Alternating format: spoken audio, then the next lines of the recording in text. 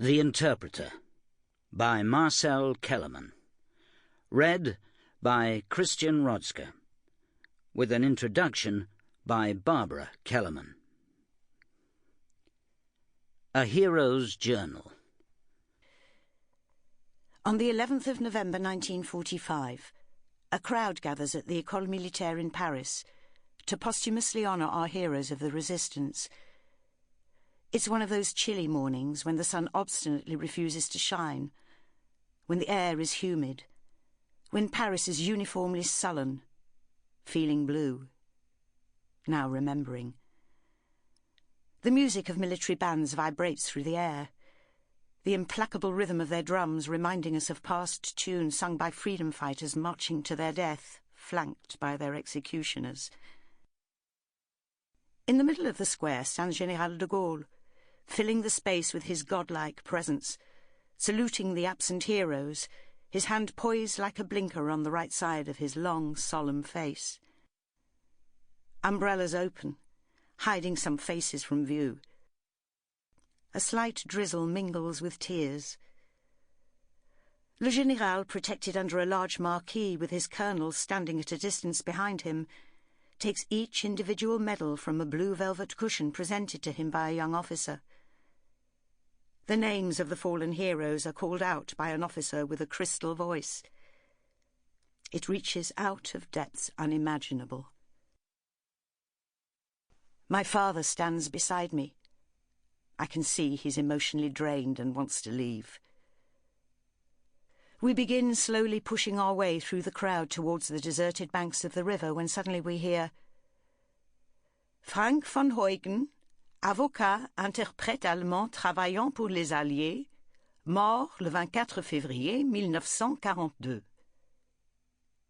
stop, rooted to the ground as if struck by lightning.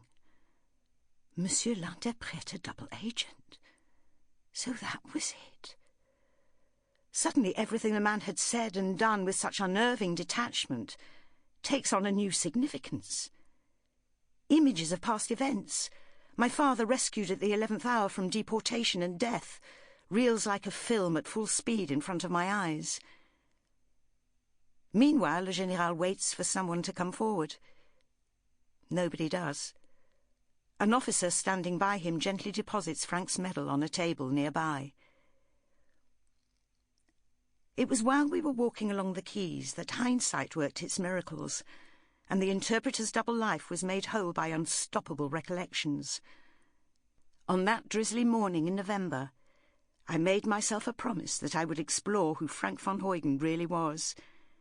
I would ascertain how he worked as an interpreter at the German Kommandatur at Gemigny in the Cher, where my father and I had taken refuge after the fall of France, and how the French government came to award him the Order of the Resistance. The vivid picture I still hold of Frank von Heugen, and that's not his real name, has two causes. One, he saved my father's life at the 11th hour. Two, the forceful impression he made on me when he interrogated me. He accepted my verification of the statement my father had made to him, that he had attempted to cross the demarcation line without a pass to comfort me after the recent death of my mother. Unfortunately, my father was interrogated again, this time by the Wehrmacht major himself after the latter learnt that my father was a Jew. Not moved by my father's confession and apology, the major sent my father back to his cell with the dreaded words, "You will be deported to a camp in Germany." At dawn, my father was woken up by an orderly who led him to a horse and cart full of hay, driven by a peasant, who deposited him in a field the other side of the line. My father's gruelling 250-kilometre journey back to Paris all the way through the dangerous occupied zone is another story. I resolved to tell the story of the man whom I had met in Gemigny and knew as the official interpreter, working at the German Kommandatur. After the award to him of the Order of the Resistance, I decided it was now the right time to give Frank's heroic life its due.